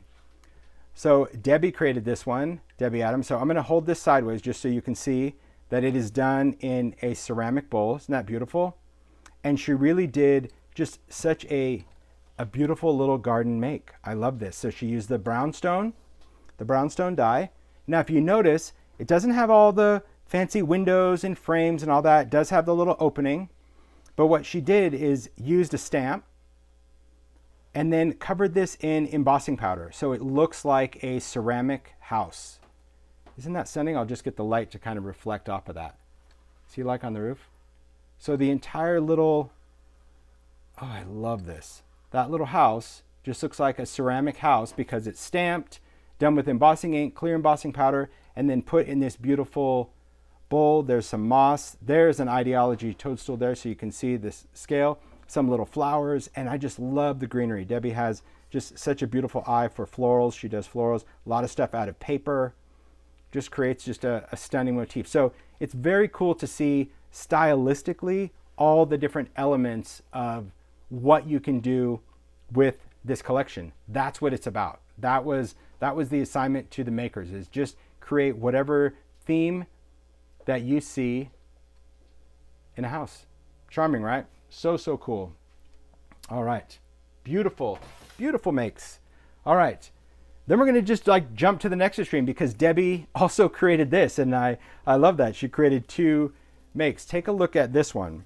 So this one is a beautiful little Valentine make, purpose from a tin. That was the other great assignment for these makers where I'm like, you can put this in anything you want, right? It doesn't have to be the same. It doesn't have to be an ideology tray. It doesn't have to be anything in particular. It could be whatever it is that you want to create. This one lights up. Take a look at that. Tiny lights inside. So look at that, Laura Scudder's. Remember that? Laura Scudder Party Mix Nut Tin. I love the pink and the red. So then she just made kind of a little love cottage. You can see there are little dormers there with the tiny lights. I love the hearts coming out of the chimney, how it's backed just using the tin lid, and that's where she's got her tiny lights. I love the Ideology Woodlands where she sprayed that pink, have all this little fringe around the outside. Isn't that great for Valentine's Day? That's the beauty of this collection, right? When you have that basic collection, that basic building, you as a maker get to utilize it all year long for whatever theme. So whether you're doing stuff for a neighbor, somebody that just moved in, or going off to college, or wedding favors, party favors, Valentine's Day, St. Patrick's, Easter, you get it. You can use it year round with any elements that you want to incorporate. This happens to be one of the Sizzix impresslets, right? But not everything is Sizzix. There's little vintage elements in there. I love that. And I love seeing that little garland on there. You know me, I'm a huge fan of the tiny lights, right? Especially when they light up those little buildings. So let's talk about the windows. When you do the windows, you have some options. Now, a lot of makers use mica. We've talked about mica in previous lives where you can use mica tiles, but you can also use things like acetate. Now, anytime you do a clear window, you need to keep this in mind that if you do a clear window, you're going to see through it because it's clear. So if you ever want to diffuse your windows, you can either go over it with, say, collage medium or gel medium to kind of dull that, or let me put this here. I can actually see. There you go. I use my paper creaser. Or if you take any of your storage envelopes, or if you have anything made out of this thin frosted plastic, this is a great surface to cut. We actually used to sell this in Ideology. It was called frosted. It was just plastic. But we don't have that anymore. It was retired years ago. But you can take a storage envelope. You can get a lot of windows out of one envelope. You simply cut this with your scissor. This is not something you die cut. You can cut this with your scissors, and that's what you would glue inside the window. So like inside here, you would just put a little glue and glue that in. And you probably glue those in before you actually build the house, but it's very easy to also do this way where you can stick them in later, add your glue to the piece of plastic, set those in. But by having that frosted plastic, it will diffuse the light in your windows, and that's what makes the house glow versus seeing the specific light bulbs, okay? Right? You could also use things like vellum. I saw a comment there. You can do vellum, right? Vellum diffuses it. I just like the look of the frosted plastic. Little glitter there. Absolutely charming. Great make, great make. So yes, people said, would vellum work? You can try vellum, but vellum is still going to see the spotlight glow. It doesn't diffuse it as much, but maybe a couple layers would work, right? Okay. Beautiful. Okay. Theme, theme, theme. So Jan created this. I'm going to try to just hold it sideways. So this is the make. So this is where you get into, Mar, would you mind closing that back door? Thank you. Sure. This is a beautiful way to incorporate not only the building, but you can also add these elements. So you can see here that on this particular house, we've got these sides. That's the addition. So taking this house, adding the addition on both sides. So Jan created that. I love this really cool mansion that she created. So this right here is that second layer right there, the mansard. Now see, this one, I added a window. You don't have to, but I love the detail that Jan did. So let's just go in and look at the texture. So you can see this is cobblestone. So all of these elements are done in cobblestone where you have all those panels. But then when you look at this tiled roof, oh, I love that. So this is done out of wood grain. So this is the distressed wood grain cardstock. See how thin that is? Just gives a little bit more detail. I love some Ideology elements. There's an Ideology corner. I recognize that. Love the detail of the chimney because that's the other thing that you're going to see in this die set. There are a couple of different chimney types. So there's the one that normally fits the house, and there's that skinny tall one to kind of create this double stack for this particular building. I love seeing the windows. There's a little crackle, but this, she repurposed just a wooden jewelry box. She got this at a craft store. Use some paper. These are actually fake drawers, right? So this is a fake drawer here. This has a little trinket, but this box opens, right? And you can see, see that O fell again, Mario. We tried to stick that down. I'm going to see if I can get that stuck for the live. Just enough. Just so you guys can see it. Okay, that's enough. That'll work. There you go. Home is where our story begins. Isn't that cool? So just repurposing a little box. This has a tray. You can put all your little ideology trinkets. She just said she got this at a craft store. Just went in, papered it, add some little trinkets. See, a box for all the trinkety bits. But what a great way to repurpose something like that. So even when you're looking at the houses themselves, they don't have to just be a standalone house. It could be an accent to a box or something decor-wise. I love seeing all the different bases that the makers used. And you can see all the way around just the detail of that. The windows in the back, so cool, right? I love all the texture and detail. See, that's the whole thing about cobblestone, little wood grain. I love the rocks. Beautiful. And then you can see there's little ring fasteners she did. And that's another interesting thing when you start embellishing the house. You'll find little bits that are in your drawers that may look like one thing, but then when you put it to your house, you're like, oh, that little brad looks like a doorknob. Or like these are the little, I think they were tiny fasteners or mini fasteners. They're really, really small that we had in Ideology a long time ago. Great little doorknobs. Charming. There's a little wood slice. I just noticed that. See the entry is a wood slice? Great use for those Ideology wood slice. Love that. Very cool. And you could always kind of remodel your house. You can cut things down as you want to, but I love seeing all that crackle and torn. Beautiful make. Beautiful. Thanks, Mario. You're welcome. Now some makes, well, some makes are a bit more sentimental. So Kathy created this one. This is like a whole scene, if you will. So I'm going to turn these on. So look, it's got like tiny lights under here. We're going to light up the whole neighborhood, I suppose. Look at that. See, look at the garland. Oh my gosh. All right. You fire all three of these up. 3 sets of tiny lights. So this is done on a tray. And Kathy created this. She said this was just kind of a model of where she grew up, right? That these little villages, she created the house she grew up in. There was a little side barn, and she wanted to create something that had a wonderful nostalgic feel to it, especially around the fall time. I love all the details that Kathy added because, again, if you know of a specific building or a specific theme, whether that's for yourself or someone you know, how amazing is that? So this is done on a tray. That, of course, is going to give you the foundation. A lot of elements used from a miniature section, right? Whether it's just different greenery or grass, there's a little cobblestone. You can see the brick siding. Love seeing that brickwork siding. See how cool the scale is of that folder? Oh my gosh. So much detail. And these take time. I'm not going to lie. This isn't something that you're just going to sit down and go, okay, I'm going to knock this out in an hour. You won't. You won't. But you're going to love what you do because it's really up to you. Like just this roof alone, I see how many layers she did. Like I think when I did the roof, I did 6 from top to bottom. And this is 3, 6, 9, almost 12 layers on there. But the more layers, it just creates a whole different look to the rooftop than you've seen before. I love the little bales, little stack of sticks, the pumpkins. Isn't that just charming? There's a little shutter on the windows. And again, you see that diffused light. That's because, well, the makers use frosted. I still had some Ideology frosted, but that's what I like about that. I love just seeing that little side piece. All the detail. Now let's take a look at the decor. So in here, there's little wreaths that she had. Those look like little dollhouse miniatures of some little lanterns. I love just seeing that, the cobblestone walkway. So you can use both sizes of the folders there. Seeing the tiny lights as a garland, I've never seen that before. Look how great that is. I'm going to turn those on and off. So cute. Look at that. Oh, love it, right? And then when you're building those little dormer roofs, now there's different options, right?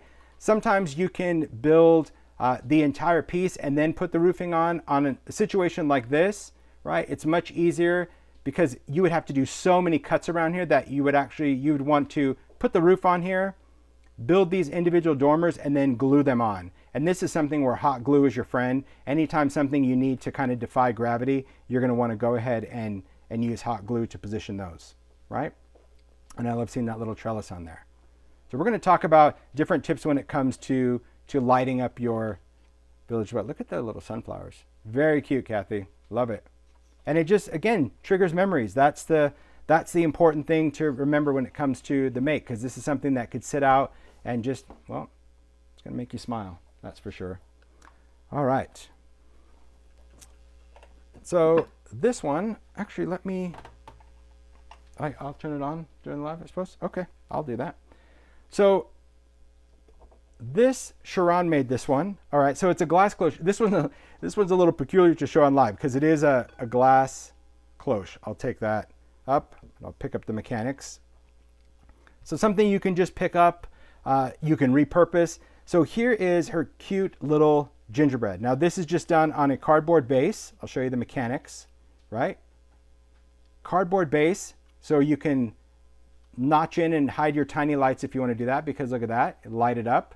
Because tiny lights have replaceable batteries, so this is something you can do for the holidays and leave on. I love just the simplicity of the gingerbread. So this, just stick with craft, right? All your window trims done out of white. There is the Ideology confections, the little candies, the little baubles, alcohol inked, the woodland trees. I love seeing the texture paste with mica and snow. And then it just sits under there. So what a charming little decor piece. Isn't that great? I love that.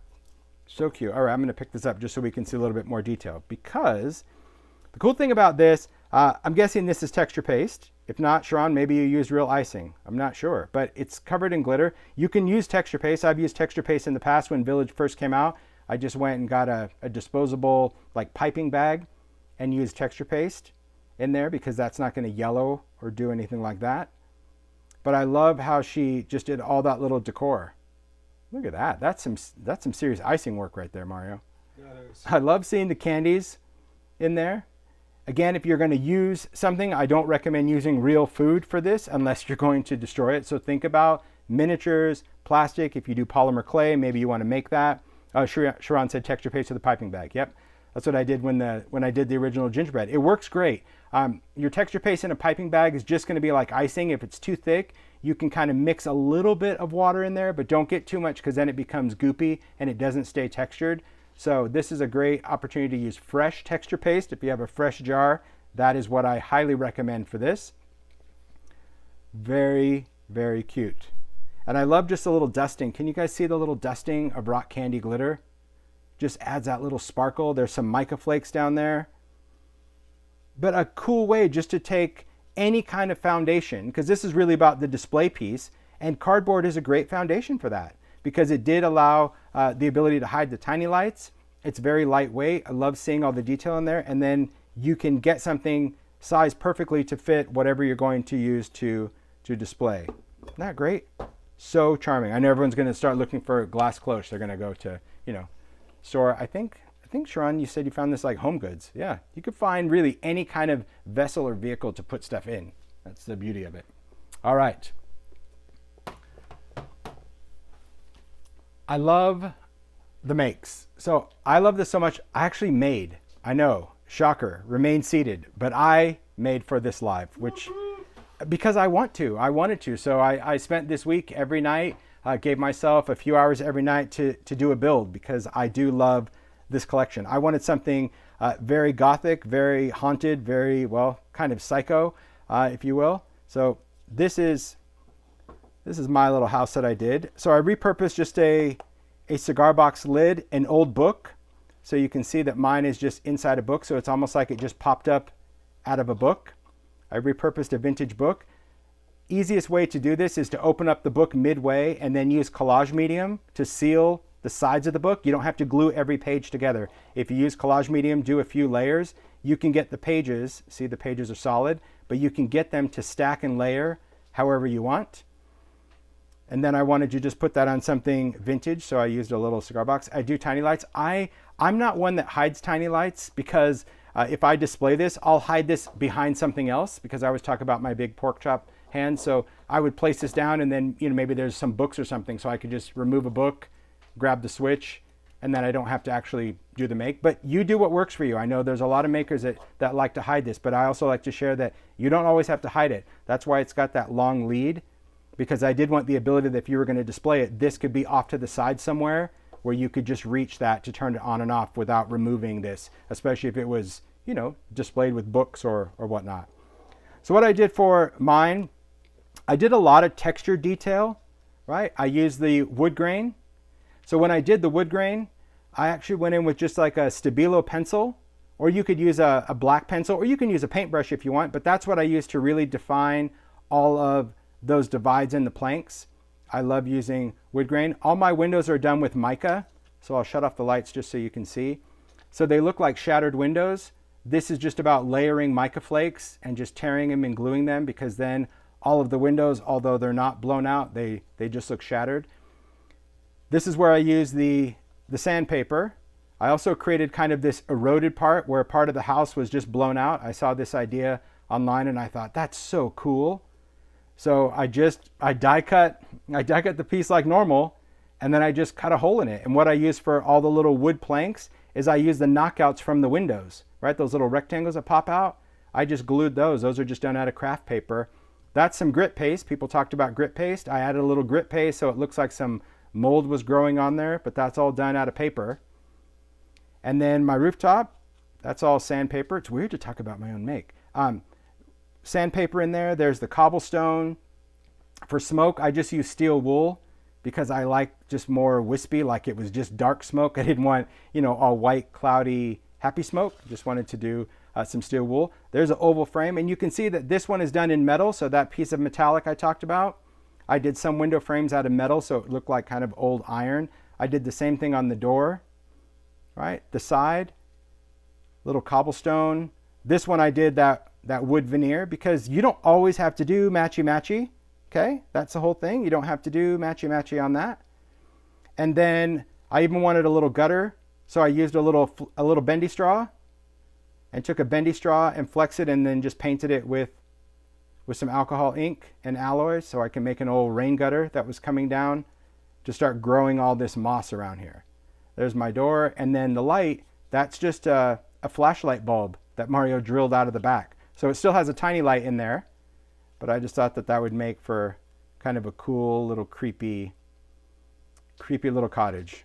And then just took a stick. And then I wanted a little light in the attic, right? So I put so this is all done with one strand. And when you do it, yeah, you can just go around where all of your windows light up, because you can hide all your mechanics inside there. But I definitely wanted something that was a little bit creepy. Yeah, I love the details of that. Wood, metal, gritty sand, cobblestone. So that's a whole idea of the cobblestone side. I love just seeing those little shattered, because the mica really picks up and I put windows everywhere. To me, like anytime you had the opportunity of light peeking through, use it. That's why you have all those window dyes. That to me is the most exciting, especially if you plan to light it up, because the more areas light escape, the more it's going to be just kind of interesting and intriguing in my book. And I love just having that door just kind of creeped open a little bit, because I don't know, enter if you dare. Anyway, that was my make of just a haunted manor, and I love that it just sits there on an open little book. All right. A lot of questions on your straws. Oh, well, yes. I'm just going to say, who knew that finding straws were going to be so difficult? Holy moly. I know, right? It's so weird, because it's all paper straws now. So, yeah, that's it. Open the bendy straw, right? Open it first, because you need to get all the paint, right? I learned that the first time, because the first time I did it, they could be, if you could find black bendy straws, you've got a head start, but I could only find neon. But you want to open it first, because the first time I did, I painted mine like this. I'm like, oh, I got this. And then you open it and you're like, oh, dang. So alcohol ink, so I used alloy. Ink is not going to, like regular distress ink wouldn't work. Distress paint didn't want to stick. And then to create your gutter, you're just going to do whatever you want. That's kind of the shape I gave it. But you can also connect this. There's a lot of fun things. I actually found a tutorial on YouTube where a lady was doing miniatures, and she was making like pipe, right? Where it was just really a drain pipe out of a dollhouse. But I wanted to kind of creep it up a little bit, and that's what gave me the inspiration. But yeah, she talks about how if you wanted to connect these, you can cut it, make a little snip. Just Google, look on YouTube for maybe like bendy straw gutter or something. So everything is going to kind of create the effect. There's inspiration everywhere, guys. I say that all the time. You just have to go and look for it. So I remember seeing something years ago, maybe on Pinterest, probably at least 7 years ago, where it was a dollhouse and it had gutters, and I typed in dollhouse gutters and then found out that it was done with bendy straws. And I never forgot that. I thought, I got to do that sometime. And well, and you did it. Then I did it, right? That's what it's all about. You got to remember those ideas. Yes, this is real moss. You can just find this at the craft store. This is just reindeer moss. I love it. And I always look for the bags that have the extra gunk, right? The dirt. Some people always want the clean, fresh stuff. Not me. If it's got a big old clump of dirt, I'm on it because I love using that little bit. And you just tuck it wherever you want. Just fun. Very, very fun make. So yeah, there's that little gutter. Isn't that fun? You just smash it. So cool to have that, that little detail. And it's the little things, because remember what I've said all the time. You need to make for you. And I'm not here just to gush about my own make, but I made this for me. I made this because I enjoyed every little silly detail. It didn't matter how much time something took, because I enjoy making. So even though this was 5 days of making, because I made a little bit each night this week, and I said, I'm going to make something for live. I told Paula that at the very beginning about this. She's like, okay, we'll see. But I'm like, I'm going to do it. But I've been slammed this week. But that doesn't mean that I can't spend a couple hours each night doing something until it's done. And it's the little details that absolutely matter. Okay. But yeah, find yourself some little vintage books. Look for something really small, right? Or you can create a big storybook if you wanted something big. Just great to do that. All right. Now you're going to see really how the makers like stepped it up. When it came to theme, it was like bring on the theme, right? Full on theme. So take a look at this one, guys. I'm going to really try to not dump everything out of it. Are you ready for this? Okay. So Yuko created this one. It is a beach, seaside, cool way to take the village. So this is just a charger. It's just a plastic plate charger that she's glued all these wonderful little rocks and created this little seaside escape, right? So I know, like Jen Shirkus, like get on this, right? You can create your own little beach and you can have it inside. Look at the lighthouse she created. There's a little tiny light right there. Turn that on. So I'm going to try to tip this. Most of the stuff, like when the makers send it, it's glued perfect. Some stuff comes a little loose, but we'll do our best. So here is, I'm just going to turn it sideways. Is something going to fall? Maybe a little rock or two. But I really want to show you the detail that Yuko put in. So look what she did with the plank. There's a couple little rocks. You see the little wood plank? You see how she did those vertical instead of horizontal? I love that. I love the windows. Oh, all these rocks are falling. We'll put them back, Yuko, promise. I love the side windows. Here, let me get there we go. Perfect. You see how she took both of those really tall windows? I love that. Because again, it's like an old seaside cottage with those chippy windows. I love seeing that. So you can do big things on that. It doesn't always have to be for the church. The other thing I love is take a look at how she did the porch. I'll show you this. Do you see this piece right here? Right? So this tall angle normally goes in. Can you see that? Oh, here, let me just do it the same direction. There we go. You see how that tall angle piece is designed to slope the roof? I love how she flipped it, and now it reminds me of the Tiki Room, really, at Disney, because it has that pitch. I would have never thought to flip that piece around. Very, very clever. So cool. Then all the little details, you can see the little stacks of wood. I love that oval window inside the door. You see the little front door right there? That's the same oval that I use on the top of the haunted house. I love seeing that on the door. I'm telling you guys, the possibilities are endless. Then she kind of created the base for a house, but then made a little tiki bar. I mean, come on. How cute with the little raffia there. There's some little string of lights. You can see some color lights in there. I love the tiki bar. Just some little miniatures. There's an ideology thimble as a sand bucket. I love these probably little resin miniatures. And then the lighthouse. So the lighthouse, when I saw this, I said to Paula, I'm like, well, hold on. Like, no one can go. The one limitation that the makers had was like, you couldn't go rogue, meaning you couldn't just take paper and start cutting a house because you could. You needed to use the dies to actually build your structure, right? So the great thing about this is, and I'm sure Yuko is going to share this, but this is just using the tower pieces, right? These pieces right here, but instead of folding it into a box, you just do 2 for each layer. So there's 2 on the bottom layer, 2 on the mid layer, and 2 on the top layer, and that's what creates that. Same thing with the top, just by gluing it together, and then she was able to create this lighthouse. Isn't that so clever.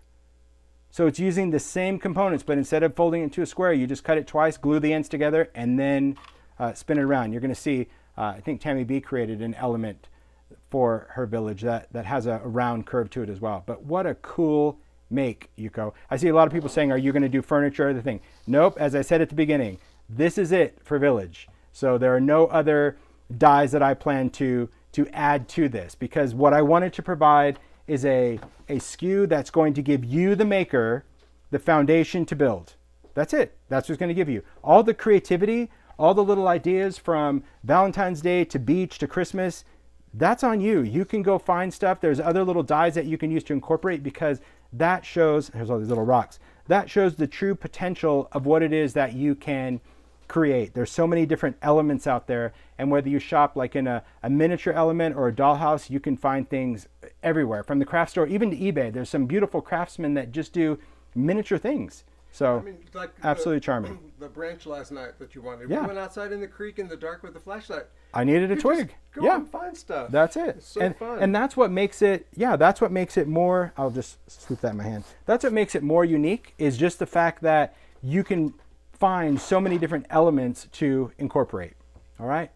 So let's show you this one. Wow. Wow, wow, wow. All right. So we'll start with the foundation. So far we've seen cigar boxes, books, tin, ceramic bowl. Stacy repurposed a cigar box. Tammy B, a wood plank, right? There you go. It's a slice of wood, guys. So anything is a base, a foundation. And there are tiny lights in this. I think there's only one set. I'm feeling under there. Yep, one set. So take a look at this. Now, as you know, well, maybe you don't know, but if you watch the lives, you know that Tammy B, she is a fellow Disney fan like I am as well. And there is an attraction at Disneyland called Storybook Land, right? And it's you go through the whale and you see all the little buildings in Storybook Land. And she was inspired by that. So she went to Disneyland, went on the ride, took a picture. This is the actual miniature of Toad Hall that she saw on the attraction, and then just did her version of it. So she was inspired by this, but it's not same. You don't have to do same. You don't need blueprints for something. You just need inspiration, and you need the ability to go in and let your creativity take you on an adventure. And what I love is just seeing how she was able to take the buildings and fuse them together. So let's break it down. This building, right? If you look at that, that's simply going to be the main, let me just find my buildings again. That's going to be that one cottage shape. So just because it's a cottage doesn't mean you have to use the elements. She covered the front door that's normally going to be here. She just chopped that up and added that addition right there. This building also, another side building. But what about this real big long one in the back? That's just taking this and doing it twice and sticking them together, and then adding your own little entryway on the front. So take a look at all of those details. There's your little cobblestone walkway. Look at all the brick. I love seeing these little corner bricks, right? So you do the brick texture, and then you just die cut additional bricks and layer them around the corners, because that's a detail. Look at the windows, right? There's that plastic. I know everyone's trying to look at finding any other way other than what actually works, and this works beautifully. The frosted really diffuses that. And you could put different colors of lights, different tiny lights. You can do clear, you can do warm. I love that little entry that she built. Love the doors. And these, so cool. So this is just taking those pieces. So those are the cut pieces where you can stack the chimneys, but then just taking paper. So this is a freebie, right? You can take any kind of paper tubes that you have, that you can repurpose paper tubes. You could roll your own paper tubes, but if you have anything that maybe came out of the roll of tape or ribbon, save those cardboard tubes, or you can roll your own. But look at how cool that is, just done and wrapped in the brick. We'll just keep going all the way around. Look at that. Tiny lights in there. I love all this miniature greenery. Look at all these trees. Man, I'm sure the people at the hobby stores, all the trains are like, whoop, whoop, what's going on? Yeah. Because it takes you on a whole nother journey, you guys. I love the color of the roof, because obviously inspired by that blue roof with the shakes. So good. But you can see the importance of having the scale of these new mini 3D folders. And how cool is that this is all done with a die set, right? One die set. A die set that's going to allow you to do your windows, your frames, your trim, your rooftops, your buildings, all of that. And then you just get to add your own texture or detailed elements. And just seeing it kind of up on that little hill, so just great. And I believe, correct me if I'm wrong, I'm not sure if Tammy B's in the live, but I believe she said to Paula that she plans on working on other buildings inspired by that attraction that she'll be sharing on her blog, maybe throughout the rest of the year. So if you're a Disney fan too and you just kind of want to see the detail, definitely follow her blog for inspiration. But see that? I mean, that little inspiration right there, that's just what Yuko did for the lighthouse, but Tammy didn't go all the way around, right? You can just cut the panels and just do it on the half. Very cool that you don't think that you have to just create the box. And you remember, these windows, you insert them. So you don't have to put those in. She put in those 4 instead. Wow. So much detail, right? Unbelievable. Unbelievable. All right. Then, of course, when it comes to detail and charm and, well, the magic, right? There is the magic of Paula. So Paula created this beautiful little vintage inspired Christmas. So you can see here, this got a little wonky in the box, right? Things get smashed in the mail, but you can see the cheese box. So she just used a wooden cheese box as her foundation and then built this village. So let's talk about the village and the perspective, because this is what I thought was so brilliant about it. Besides all the beautiful details, right? So you can see just the sparkle on the houses. You can see that she used the stone as a roof. I love that, the cobblestone roof. So even if you don't want to do all those layered pieces, it's a great use for those mini 3Ds to create the texture. I love that snow on there. So the snow is just kind of some of the little cotton poly on there, but then also some mica and glitter. Love how I just like the buildup of it, right? I've always dusted and sprinkled glitter, but I really love this look of how that big chunk of white is under there and then adding the mica. I always see something in a make where I'm like, I got to remember that. That's a great tip for anytime I want to add snow now, is add the bulk of it. You see all the little details of the little metallic. You can see the alcohol ink done there. You can see that the windows, I don't know if the light's going to do it justice. Oh, there you go. Look at the church window. Look back there. See the little stained glass? She used alcohol ink on acetate. There you go. So now your tiny lights actually reflect the color of the stained glass window. Isn't that beautiful? So cool. So there you go for acetate and alcohol ink. Wonderful. Just absolutely, absolutely beautiful. We go over to this house. I love just having that glitter crusted house. So Christmassy, right? So festive. And then adding all those details of the windows, the doors. Look at the little wreath just done out of little chenille stems. So cute. My gosh. The mica, the tree. So here's the thing that just captivated me. It's all about forced perspective, right? Where you are looking down a road. Again, this is something that Disney, Walt did just when you look down Main Street, the forced perspective of things. I love how she included one of the Paper Village in with these, right? So by doing that smaller building and tuck it in the back, it just gives you the illusion that the cottage just kind of, that whole little village winds its way to the back, right? So that little house right there, that's a Paper Village. But you think, would I use these together? Absolutely. Look at how charming that is. And if you're stacking things, right, if you're putting stuff on different layers, you can do that. But take a look at that little house. This was such a clever use. You see the window frames. Let me go, I'll tip that again. You see those little window frames on Paper Village? So Paper Village, it doesn't come with any accents. It just comes with the pieces that you open, right? It creates openings. It doesn't come with any frames or trims.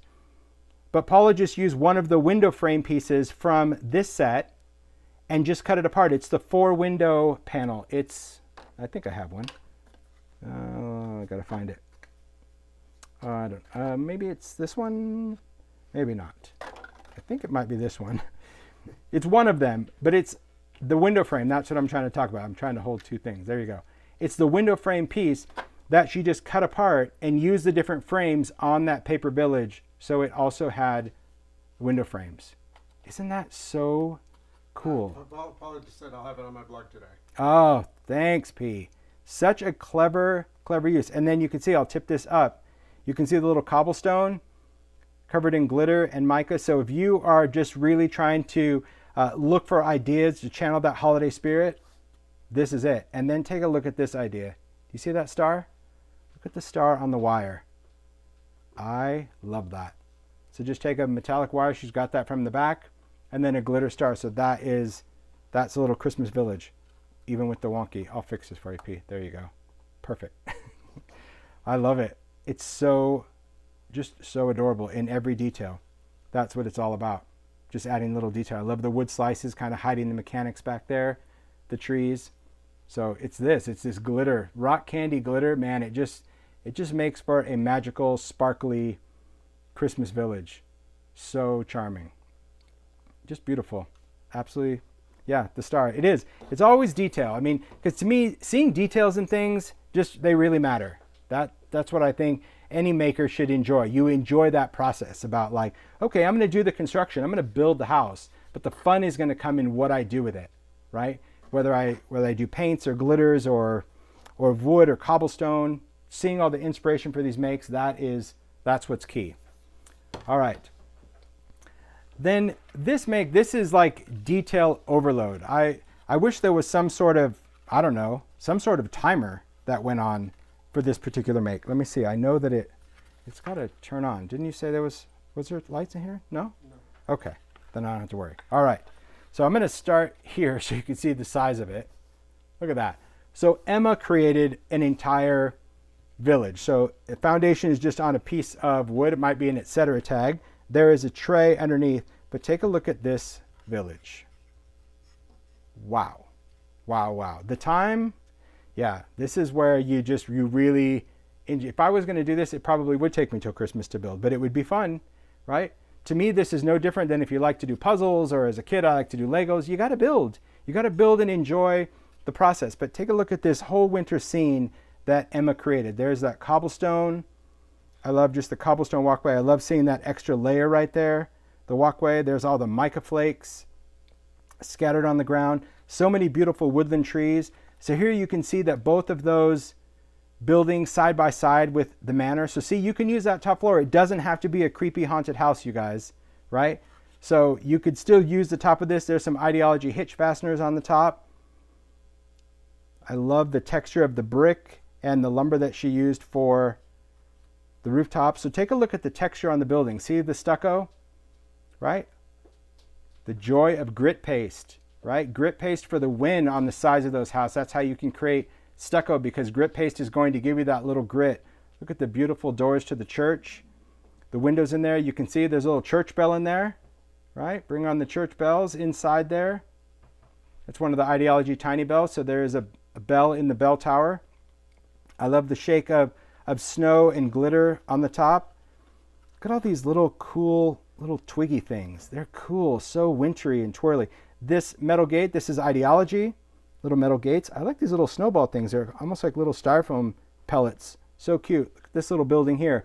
So again, even on the chimneys, there's that stucco. So you've seen them. I did some in metal. You've seen them done in brick. You've seen them done in stone. I love the whole grit paste. There's that little window with the shutters. So even if you do the arch one, really charming. I love this. And then just take a look at that little post box she made, right? So charming. That's all little Ideology stuff. Little crown, little bauble. So many different details. And Emma shares a lot of details on her blog too, guys. So I'm sure she'll be sharing a lot of different elements of process. But isn't it, it's just remarkable how much detail all the way around. It's like if you had a drone and you just did like an aerial shot of this all the way around, just 360, just the windows on the back where you can see every little detail, even going out the back, the little log stack there. See? Wow. There's a little clock. Absolutely just brilliant. That's the fun of it. And you can take it to whatever level, right? I mean, the benefit of this also, especially if you're making for yourself, is that you can just start with a building, right? Just like if you collect any of those ceramic houses for the holidays, right? You bought piece by piece until you built. The same thing here, right? Whether you're gluing it onto a foundation or you're just setting it on a foundation, because a lot of these you can build a foundation and have the pieces removed because maybe you don't want to use tiny lights. Maybe you want to use battery operated tea lights in there instead, or have things that change colors. There's so many different ways that we can light up these villages. There's not just one way. So you can decide whether you want to permanently attach it or just make the elements removable. But isn't that just, it's unbelievable. It's a beautiful job, Emma. So cool. I mean, and that's the thing about just taking it from one level to the next, taking it all about detail to the nth degree. I love the mica. See, mica flakes to the wind, guys. It just adds such that sparkle. Beautiful, beautiful. All right, so as always, you know, we thought we would get through the year with only just one Maker's Make not making it. But alas, but we did. We had to just do what we do. And we were down to the wire. Like, it's actually, yeah, we think it's in the state, it's just not here. So Zoe's Make did not make it. But I know I know Maria's been messaging her, and she's sharing this on her blog today. She's going to do a lot of close-up pictures on it. She's also going to share her storage about it. But such a cool make. I wish I had it to actually physically turn it around, but I'll just show you what she created. So really wanted something to balance different seasons. And Zoe's like, I'll totally get my creep on as well, just like I wanted to do, and created this beautiful church cemetery. So we've got all of the little gravestones. This is from the Vault series that we launched for Halloween, the cobblestone walkway, and I love just that vintage church. Now, if you've seen Zoe's brickwork, she does amazing detail for the brickwork. Stained glass windows. I know this lights up with tiny lights. There's the bell in the bell tower and that little side piece. I love seeing the ideology tray. Now, you've seen from the makes that you can make long ways, right? But I love seeing that perspective where you're actually putting your house into the back, and that really allows a foundation for you to build and set a scene. I think it's really charming to kind of build different elements depending on what's going to work for you. So obviously, if you're going to do that cemetery going back to the church, just really cool. Sad that this didn't make it in real time. I don't know. Maybe when I get it, maybe I'll jump on Instagram because I want to. Because I really want to turn this on. So cool. Well, you know, I always love the crackle texture that she does, and I love seeing how thick and dimensional. Like, you can just tell from the photo. Like, look at those headstones. See how chunky they are? So even though they're die cuts, like, I can just tell already, like, I'm going to love the look of that because it's going to be a thick piece. So yeah, I think when the make shows up, I think I'm gonna pop on Instagram Live. You think it's gonna show up today? Really, I'm not sure. Well, whenever it shows up, I'm gonna pop on Instagram Live because I want to just talk about this and just see it and see it all lit up. Anyway, just beautiful make, and I'm sure I'm gonna gush about it even more when I actually have it in my hands. So I do know that Zoe said she's going to share more close-up photos on her blog today, as well as the storage. She's got a great storage tip for utilizing the dies and how she stores all those pieces on magnet sheets. It's actually quite brilliant. So there we have it. There we have it. We have the new Village collection.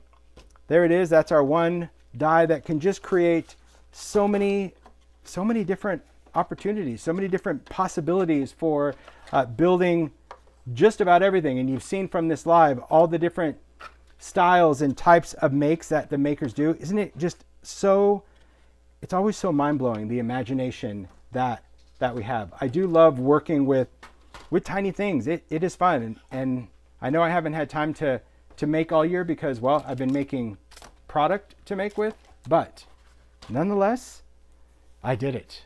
That was good fun.